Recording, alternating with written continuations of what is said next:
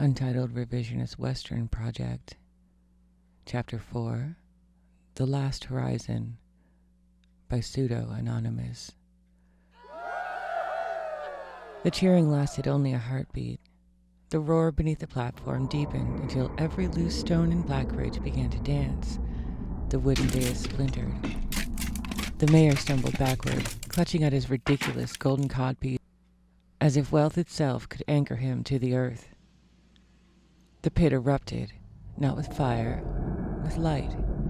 A brilliant white column burst into the sky, punching through the clouds with impossible force. The crowd scattered in every direction. Some screamed, others fell to their knees, praying. The Golden Guards abandoned all discipline and fled without looking back. Kiona grabbed Elm's wrist. "Run!" "What is that?" "I don't know." The light continued climbing until it vanished into the heavens. Then, for one impossible second, the entire sky rippled like disturbed water. Every person in the square froze. Above them, the afternoon sky fractured. Invisible cracks stretched from horizon to horizon, glowing a pale blue before fading away. A voice echoed across the world. It wasn't loud. It simply existed inside everyone's mind. "Evacuation protocol initiated. Planetary core failure in 32 minutes. All designated survivors report to your assigned vessels." Silence. Then panic unlike anything Kiona had ever imagined. People shoved one another aside. Mothers screamed for children. Horses tore free from wagons. Chimneys collapsed as another violent tremor rolled beneath Blackridge. The mayor staggered toward the glowing pit. "What have you done?" he cried. No one answered. The ground split open beneath him. His scream lasted only an instant before both he and his mountain of gold disappeared into the widening crack. Elm stared. He's gone. "So will we be if we stand here." The strange voice returned. 29 minutes. The words chilled Kiona more than any winter wind.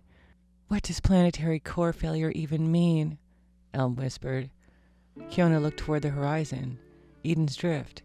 A thick cloud of dust rose where her home should have been. The fountain, the oak tree, her parents. Everything disappeared beneath collapsing earth. She wanted to run toward it. Instead, she stood frozen. There was no time. The pit suddenly expanded, swallowing the wooden platform completely. Far below, beneath Blackridge, all along, lay polished steel. Not rock, not earth, metal. An enormous circular doorway slowly rotated open. A staircase unfolded from somewhere inside. People stopped running. They simply stared. "What is that?" Elm breathed. "I think," Kiona said slowly, "it's a ship." The impossible structure continued emerging until its curved hull towered over the surrounding buildings. Dust cascaded from its silver surface as though it had slept beneath the town for thousands of years. Letters glowed across the side. Arc 4. The voice spoke again. "Boarding window, 25 minutes. Nobody moved. Then someone screamed, "Get inside!" The spell broke. Hundreds rushed to the staircase. Immediately another section collapsed. The staircase twisted. People tumbled into the widening abyss. The earth itself was breaking apart. Kiona pulled Elm away from the crush. "This way! There isn't another way! There has to be!" They sprinted around the massive vessel, dodging falling bricks and collapsing balconies. A side hatch slid open with a hiss. Only 4 figures stood there. An elderly engineer covered in soot. A frightened little girl clutching a stuffed rabbit. A silent guard whose golden uniform had lost all its shine. And an old woman carrying nothing except a single flower. The engineer waved frantically. "This entrance." Kiona didn't hesitate. She pushed Elm through first. The others scrambled inside behind them. The hatch remained open. "Wait!" Elm cried. "People are still coming.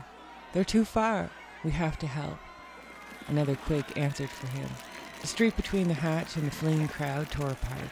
Buildings toppled into the widening canyon. The engineer slammed a red lever. "I'm sorry." The hatch sealed. Darkness. Then soft white lights flickered alive. The floor vibrated beneath their feet. Outside, something unimaginably powerful awakened. A deep hum filled the ship. The engineer sat heavily against the wall. There were supposed to be thousands of these arcs. What happened? Kiona asked. I don't know. Who built them? I don't know. Why is the Earth dying? He closed his eyes. I don't know. The engines roared.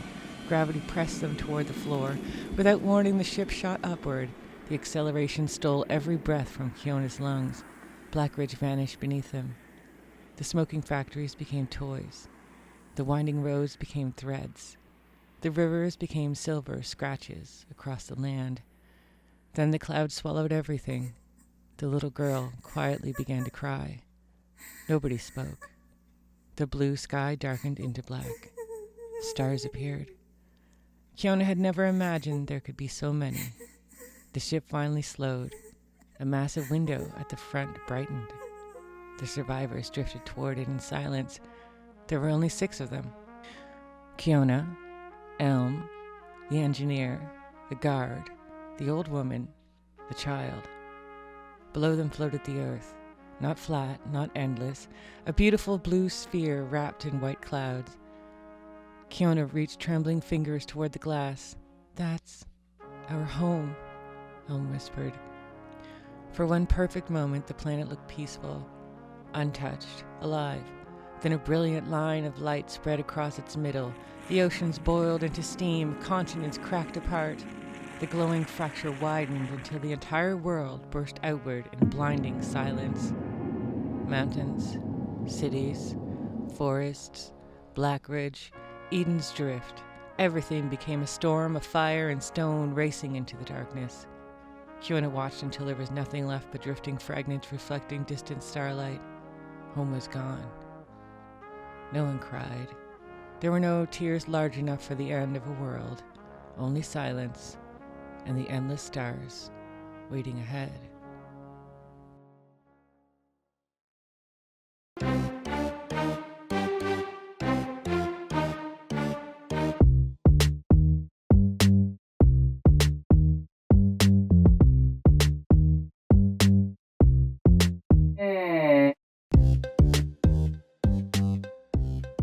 Hello, bonjour. I am Crandall. Welcome to A Few Dozen Monkeys, the podcast that answers the question, if an infinite number of monkeys will write Shakespeare, what can a few dozen monkeys do? This is an interactive podcast, and together we write a story with 10 chapters, and the genre this season is Revisionist Western. This time we're gonna talk about writing chapter 5. Can you believe it? We're almost halfway done, but that's okay. If you don't have any ideas, there's a brainstorm coming where we discuss not only the chapter I've just read, but also the beats that must be covered, and give you some ideas for writing chapter 5. Mercifully, friend of the pod, pseudo-anonymous, threw in another chapter. Thank you very much. And here are their chapter heroes' words. Crandall's contribution deserves recognition for its spirited attempt at controlled narrative chaos, as if the Western form were being confidently driven off-road while still insisting it is following a map. There is something genuinely fun in the way she reaches for crazy and treats it like a navigable instrument rather than a collapse, piloting tone shifts with more ambition than caution and somehow keeping the whole thing upright. But this is only the apprenticeship in instability, a warm-up act. Now step aside. So in the words of Ripley, fuck the next guy. Once again, pseudo-anonymous understood the assignment. And yes, Ripley is an agent of chaos, and fuck the next guy. If we had t-shirts, would be on those t-shirts. It's like the unofficial tagline for this podcast. And thank you, pseudo-anonymous, for acknowledging what I tried to do and that it basically worked. But yeah, thank you. That's nice. And of course, we'll talk more about your chapter in the Brainstorm. If this is the final season of this podcast, and if we don't get 4 writers, it will be, then Paul has contributed to every single season of this podcast, and you are a chapter hero to me for that. Thank you. You keep my hope alive. So, if you want this podcast to continue, and don't we all, you need to tell your kids, tell your wife, tell your husband, because they're not writing all up in here. In case you didn't know, that was an Antoine Dodson reference. Antoine Dodson. Oh. Well, I guess it's time for the brainstorm. Let's go into the Spooky Room Productions lounge through the Spooky Room Productions secret passageway and see who's there to brainstorm with it. It could be anybody. Let's find out.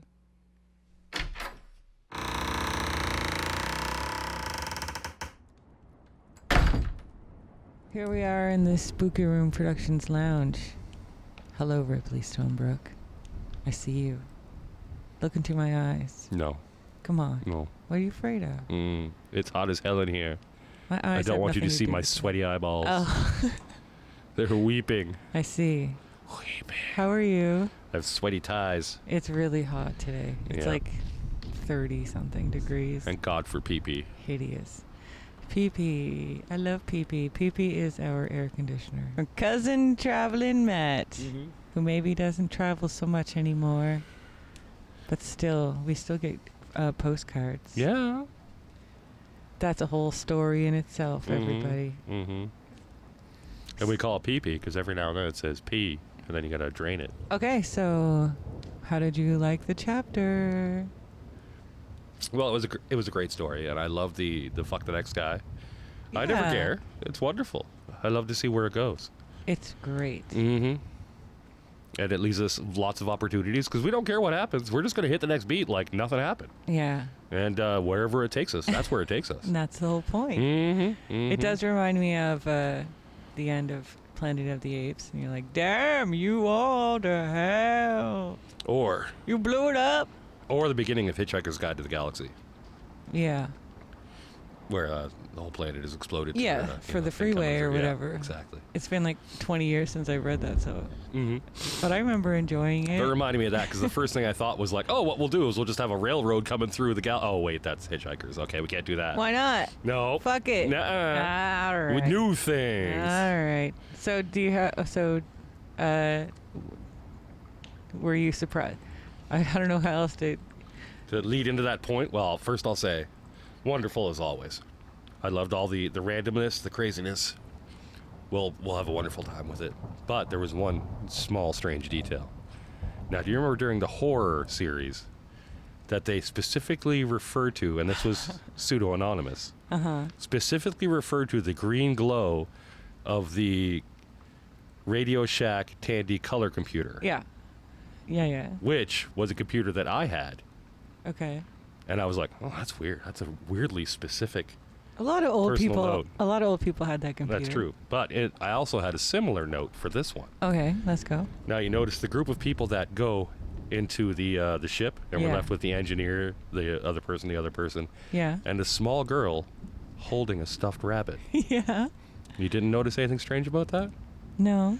Your novel that began with a small girl who loses her stuffed rabbit? Me? Yeah. Remember? Oh. I know, right? You're right. That's how that novel started. Yeah. But a weird point, right? I suppose. It's pretty common. The galaxy is a little strange. So it's another one of those little points that's just like, that's weird. So what are you trying to say? I'm not saying anything. I'm that just they saying know it's everything weird about us? that the PA seems to be on our wavelength. Wow. Pa is tapped in some way, because I know that you haven't shown that to anyone but me. That's not true. Oh, really? I read it at the writers thing. Really? Is it someone from the writers thing? I did not know that. I did. That's like yeah. But they wouldn't have known about the computer thing. I know. Well, I mean. But that also was very. So, Pa, you've gotten into Ripley's head and you're driving him insane. Continue. Which is. Please continue. Wonderful. Wonderful. Okay. You want to get right into it? Yeah. All right. It is so hot. Oh, do you want to read the beats? Yeah, we can get right into the beats. Or do you want to continue to discuss? I mean, the it's chapter. yeah. Yeah. It's really nice that they didn't take everything away from us, and Paul left us new characters, a couple of old characters. And we still got Elle and Kiona. Yes, and then now we have these 4 new people.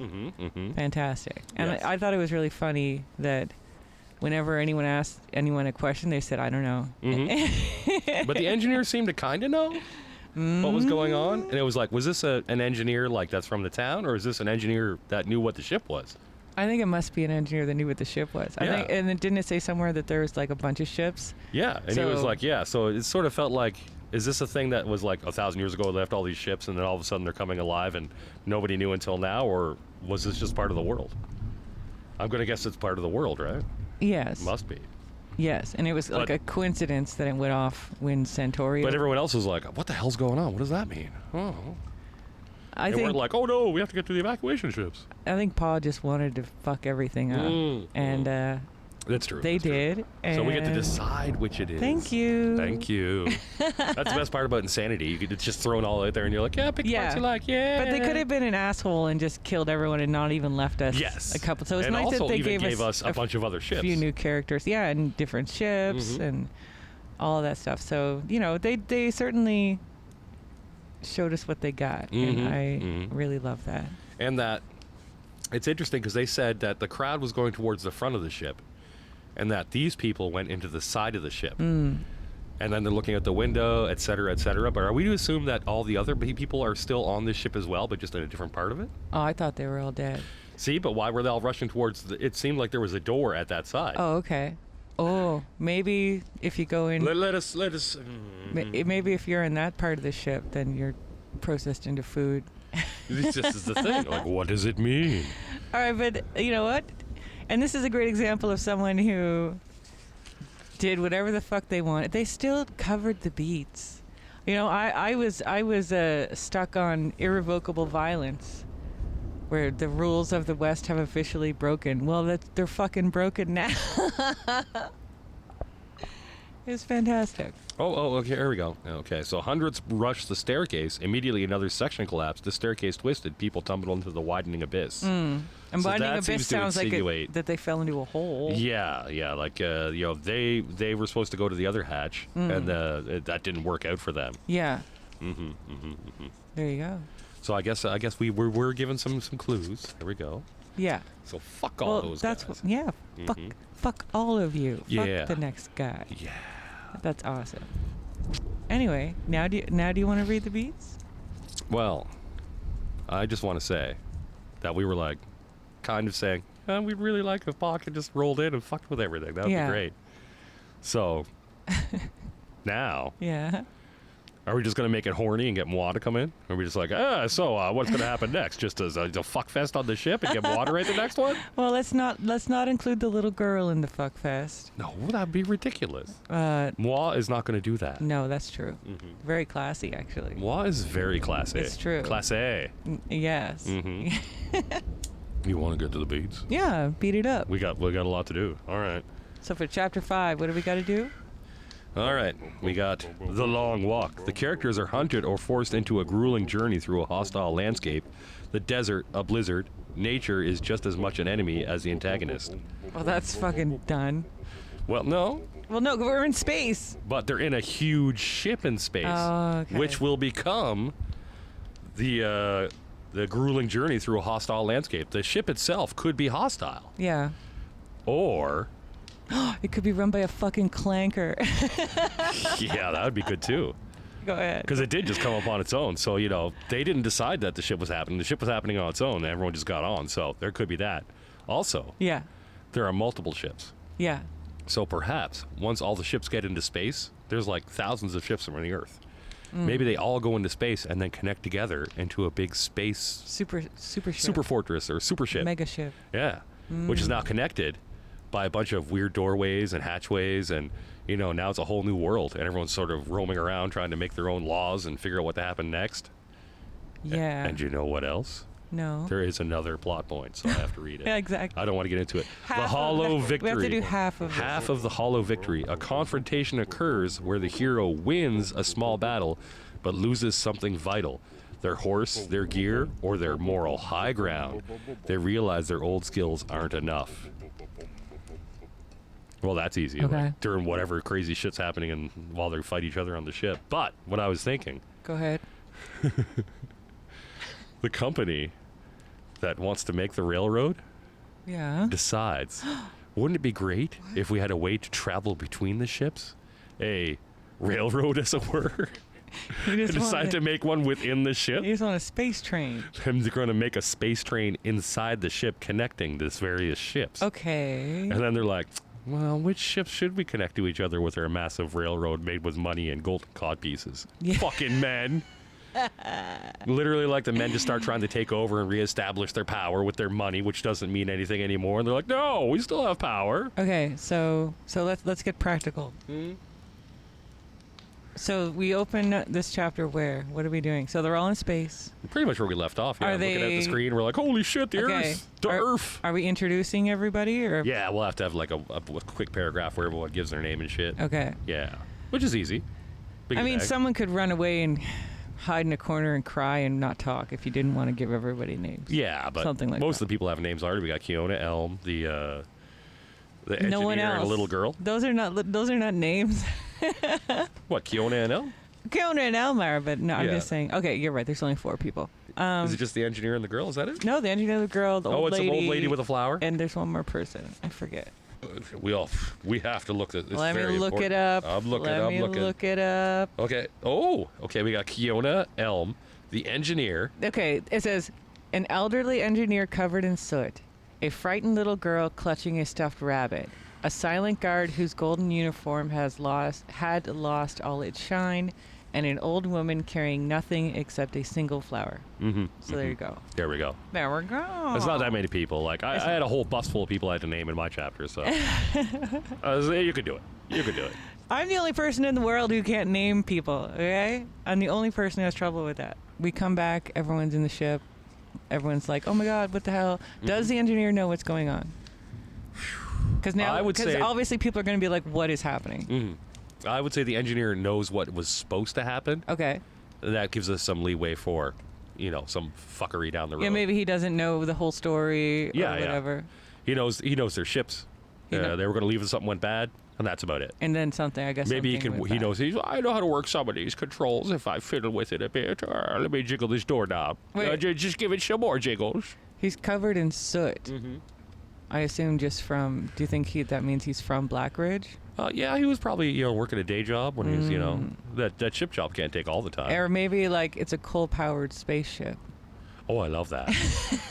Well, it's got to be, right? Like we're all steampunky here, right? Exactly. Let's go. We were headed there, so we might as well. Yeah. It's the coal-fired bullshit. Yeah. Mm-hmm. Clankety gears and whatnot. Okay. Lots of oil, rust. I think naturally the old woman and the little girl would pair up. Okay. Just because the little girl, it says she's frightened, so she would probably go to a grandma figure. And maybe this grandma is a bitch. I don't know. Yeah, immediately just mess with the situation where you're like, well, she's supposed to be the grandma, take care of everyone. She's like, fuck y'all. You don't live in Black Ridge that long ago, taking care of people, fuck y'all. When it says that she was carrying nothing but a single flower, it reminded me of Raisin in the Sun, that plant. Oh, yeah. Like she's carrying a flower in a pot. It That kinda deal. didn't say it wasn't. Oh, in a it pot. is now, though. In my mind, it absolutely is now. There's no way around That's that. what I mean, right? Which is kind of funny because that's also a Hitchhiker's Guide thing. Oh, really? Yeah, the flower pot. That's But it's slightly different, so we can keep it. Simpsons did it. Yeah. Mm-hmm. Simpsons did everything. Yeah. Okay, so everyone's introduced, blah, blah, blah. Moving on. Okay, they're hunting. And if she's carrying this flower pot around, she Yeah. means she carries it around all the fucking time. She didn't go back home to get it. She's crazy and talks to that thing. Okay, That is her child. that makes sense. That's why she carried okay, it. well, if she's that way, then wouldn't she be nurturing to the girl? You know what I Now mean? she's crazy and hates everybody. But she loves it. Oh, okay, that's fine. I just think that if someone, it's an option. I just think that if someone has the crazy compulsion to compulsive, take care of a plant, Yeah. that nurturing anything would be what they want to do more than anything. See, if I had my druthers, it was my story. Yeah. The girl would automatically go to her because she's like, she thinks of That's what I mean. like her grandma. Yeah. The grandma's like, meh. But the girl's like a little girl. She just like doesn't even notice that she's like, man. She's like, I love her. She's great. Blah. See, I think that. And the guard kind of wants to take care of her, but she doesn't go to him. She thinks he's like a scary guard because duh. Yeah. It's Blackridge. Exactly. Mm-hmm. But I know we're kind of getting bogged down in this one thing. But if I had my druthers, Yeah. I would say that the little girl goes to the old lady. Yeah. Grandma. Mm. Grandma is very excited Oh, yeah. because she's crazy about taking care of things, but she's fucking crazy and she doesn't know what she's doing. Oh, you also good. Also so good. it could go wrong right away. Lovely. It could I go love it. wrong down the road where she thinks she's taking care of this little girl, but she's fucking her up. Yeah. In lots of ways. I love it. But anyway, okay. And we got Keone and Elm. They're already friends, so Yeah. they're going to stick together. And then we got this fucking guard. Okay. Do you think? Yeah. What do you think for the guard? I think maybe he's like at this point the strong silent type. Well, he's basically like the prison guard after the prison has gone over to the criminals, right? It's just like, hey, you guys outnumber me now. Uh-oh. And Keone's got that knife. Does he have any weapons? Probably lost. And he's a guard. He would have to have lost it, right? Sure. Otherwise, he's just going to establish dominance. Actually, if you want him to establish dominance, I guess he's still got his weapon. Yes, but Yeah. I think he would stay back for a little bit, just kind of watch, see what happens. And he's only got so many evaluate. bullets. That's the thing. Even if he has a gun. Wait, do they have that kind of gun in the? Yeah. Western? Oh, yeah. Oh, okay. Oh, of Guns with course. bullets, yeah. Duh, fuck me. Yeah. Okay. Sorry, I'm dumb. Okay. Characters are hunted or forced into a grueling journey through a hostile landscape. Nature is just as much an enemy as the antagonist. And you say you don't want to use space for that. No, it'd be the ship, right? Okay. Especially so, if they decide to do the mega ship. Okay, that's what so I guess we are introduced to everybody. Ships start clanking together. Yeah, fucking clankers. Fucking clankers. All of a sudden, it's like, what the fuck? And Even if it's just a brain in a jar in the middle of the ship that isn't control, it's a fucking clanker. no, brain in a jar is more human than a clanker. Yeah, that's true. But anyway, so all the ships start linking up, and then there's lots more people. Whether they do it perfectly or not, maybe they're just slamming into each other poorly. And everything's all fucked up. They're like, this plan did not work well. The engineer should be on this. He should be at the control. Well, they'd be like, this did not work out well. Everyone is not organized. We did not do this well. Because the thing is about clanking every ship together is that then we have to expand the world, and that's great in a way, but it does mean we have to introduce a bunch more people. Well, they don't have to. They're out there in the other ships that could be very far away. Okay, but we do need... the ships are pretty big. But the characters need to be hunted or forced into a grueling journey through a hostile landscape. Yeah. So... Because the ships, they talked about how big the ships are. So you're like, you got to go way over there through all these corridors and this stuff and all this weird machinery and maybe the ships fighting them. In their own ship? Yeah. Oh, okay.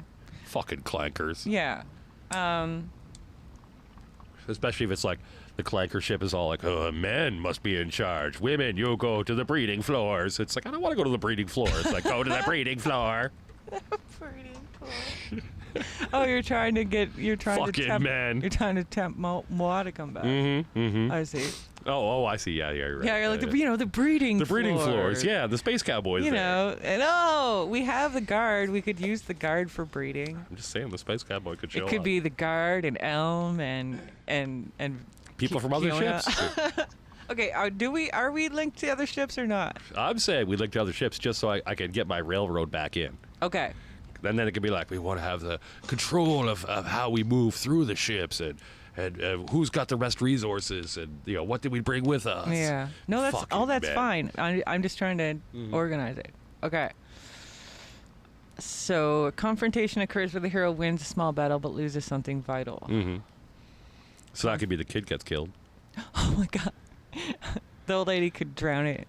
Yeah, just like accidentally doing something stupid. It was like, what, kids need to breathe? Shit. Because she just takes care of her plants, so she's like, oh, you need water. Something crazy like that. And she's just like, oh, all right. Okay, so if the kid getting killed is the confrontation, then what does the hero lose? What did they win? Oh, yeah. wins a small battle but loses something vital. Well, maybe the win is to make it to the next ship because this ship is fucked. Okay. They're like, oh fuck, there's not a lot of air in this ship. It got fucked up on the way up because of that collapsing stairway. And then we wipe so now out. we're like, we got to get to the next ship. And then This thing's running out. We wipe out everyone that Pa just created. Fuck you. Well, the girl anyway. No, I'm saying fuck you to Oh, Pa. They fuck the fucked next up guy. all our stuff. Oh, yeah. We're gonna fuck up your stuff. That could happen, but yeah, I think that the air running out or something got fucked up on the ship because of the collapsing stairs. No, see, whatever. that makes sense. I like that. That works. That works. Yeah, that makes sense. They work. Then they lose the girl, and because it's good breeding for the next generation. For after a while, give her a few years. Oh my God. Well, that's space life, baby. I don't like that. The generational ships. That's fine. Generational ships is fine. I mean, I'm not writing this next chapter. If no one writes in, it's you. Oh, right? I know. So I'm good with it either way. Are you okay with how much information we just got together? Do you need more? Do you have enough? No, well, I'm okay. You got it? I'm all right. What if I bring back the Space Cowboy? You can. Fuck it. I won't. Who cares? I won't. What if this is the last season of this? I can't bring back the Space Cowboy. Let's go crazy. I don't Okay. own the Space Cowboy. We just went He can only crazy. be brought We're in in by an space. outside force. I suppose. Oh, wait, isn't he dead? Oh, he did die. Oh. I'm sad again about the Space Cowboy. I forgot. I forgot too. Oh, shit. Oh, man. Is there a son of Space Cowboy? No, I can't go on. There should be a son of Space Cowboy. Yeah, there could be. Anything's possible now that we're a Western in space. It is a revisionist Western. Yeah, so Space Cowboys. This is pretty. That's this is right. revisionist. Oh, what a fun time these are. These are some things you could work with, though. We've given you some tropes, some themes you could work with. Okay, are you ready to give your inspirational speech? Well, moi, we're looking at you. Hey now, no. I don't like it when you pressure people. Come on. Inspirational speech, be general. Don't be mean. Pressure is pressure. Come on. All right, whatever you want to say, go ahead. But, as we said last time, fuck the next guy. Like, this might be our last season ever, so might as well just fuck the next guy. Put some crazy shit out there. We're obviously going nuts. So if you just listen to one of these, just put your shit in there. Yeah. Come on. And if you're like, well, you know what? I'm just going to have them have a little space pod. They pop out. They go to the moon. Well, that's cool, too. Yeah. Do whatever you want. Yeah. Or if you just want Elba Kyoto to get it on, well, I'm just saying. And if you do listen and you like it, we need 4 writers. We have 1 now, but we need 3 more people. And if it doesn't happen, we gotta close that door. I'm gonna close that door. So it's up to you guys, and your friends, or you in a trench coat. you in a trench coat. As we discussed earlier, if one of our other writers wants to wear a trench coat, That's so much to ask. So much to ask. Because I get it. Like, everyone's busy. You don't really have time to do this. The world is kind of fucked up right now. Totally get it. I get it. Which is why. But I was thinking maybe we have a reward. Okay. At the end of this season. All right. Now, I just thought of this a little while ago, so I didn't have time to talk to you about it. Yeah, I have no idea. You can cut this. But maybe the reward, if we actually do another season, is that you have a list of different genres. You could post that list of genres on the website and let the writers pick the next one. Oh, are you saying if this continues? If this continues, they could pick by filling out the form what the next genre will be. Sure. You know? Do you think that's a good idea? Yeah, I have no problem with that. You can cut this if it's a bad idea. No, I have no problem. All right. Yeah, so there you go, guys. Yeah. If you all pull it out now, you get to pick what the next one is. And there's some good genres on there. Was there like 30 of them? There's a million genres. There's so many. I do like a D12. So there's 12 genres, and then I roll another, like, probably D10. Yeah, So there's lots of genres. Subgenres and whatnot. So, yeah, there's plenty of genres. Yeah. Maybe we'll put... So if we do it, at the end of the season, we'll put it up and you guys pick. Because maybe just everyone wasn't into Revisionist Western until we really got it fucked up. I totally understand. Because I didn't know what Revisionist... I don't, like I said, I don't do any genre. I'm interested in the human condition. So God bless you. And, maybe someone's finally going to do that haiku chapter that we keep saying. You could write a haiku. We keep saying it, but nobody writes a haiku. You do it. We don't care. That's the challenge. You got to cover them beats. Mm-hmm. You do have to cover the beats, so you might have to write 3 haikus. Ooh, how exciting! Or 2.5 haikus. That'd be really funny. Anyway, okay. God bless us, everyone. I guess that's it. Oh, writing gods, look down upon us. Do not beat us. Yeah. With your wet bits. Oh, dear God. Okay. The writing gods are cruel. Yes. And bless us all. Let me just have a little more of the sweet writer's juice. Look, writer's juice ain't free, baby. Oh, yeah, it ain't. Okay, I'm going to say bye now. Bye, everybody. Bye now. Mm-hmm.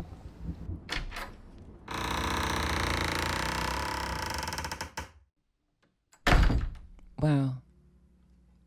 What an amazing brainstorm. I'm sure now we're all ready to write chapter 5. I'm starting to laugh because I remember last episode when I tried to do what I'm about to do. I'm going to do much better this time. I have the proper documents on display. Okay, it's time for the 15-second rules and regulations. Give you a little taste of what it takes, what you need to do to be accepted into this very, very prestigious and very exclusive, small group of people who have made it onto this glorious podcast.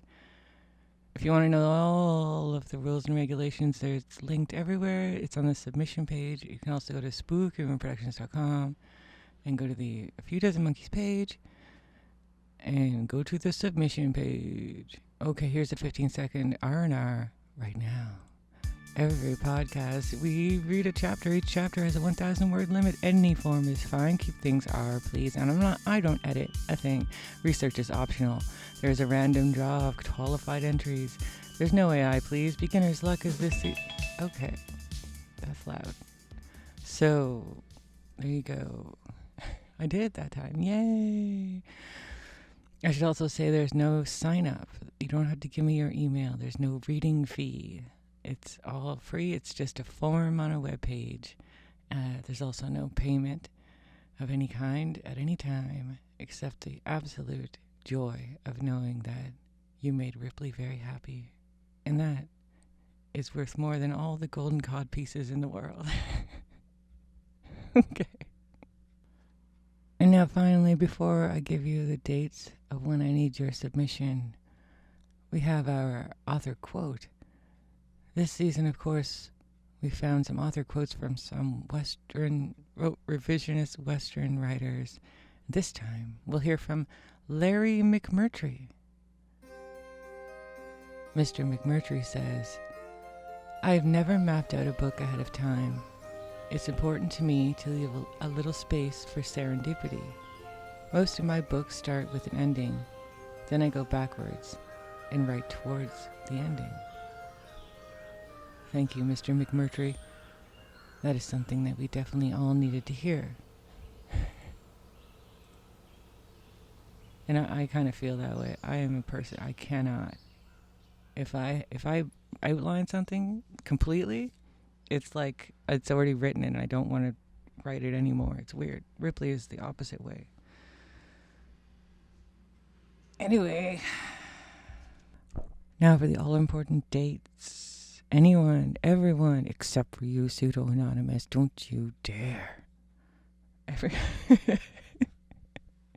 anyone wants to submit, I'm going to need that submission by noon Atlantic time on July 22nd. That is when the subs close, July 22nd, 2026, and the next podcast will be on August 3rd, 2026, where I will read your chapter and add as many sound effects as I can do, not paying any money to a subscription service that has sound effects, which is always creates interesting results. So thank you so much for listening once again. I really like this time we have together, and I really hope that You write in, and if you don't write, then tell your writer friends. And maybe they would like this fun challenge with no pressure. It doesn't have to be perfect. And telling you first, when I write my chapters, it's usually like the first and a half draft, where I just put it out, go through once, kind of clean it up a little bit, and then if it's under 1,000 words, that's good enough. So it's time to do that. It's time to start writing. And remember, it's better to finish something than to give up on everything. You know what I mean. Let's go.